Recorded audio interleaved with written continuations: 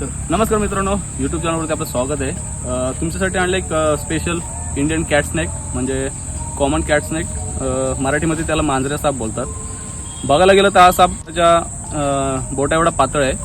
बघू शकता तुम्ही कशा प्रकारे आहे. त्याचे डोळे थोडे बाहेर आलेले आहेत आणि त्याचा जो हेड आहे तो पूर्ण बदामासारखा आहे.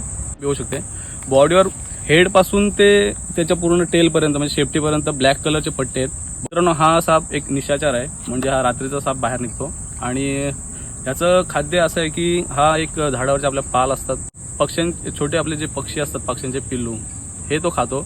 निमविषारी साप असल्यामुळे हा ह्याच्यात थोडा हलका विष आहे. तर याला कोणताही त्रास नाही, तर आपण त्याला पर्यावरणामध्ये रिलीज करूया. मोबाईल माझा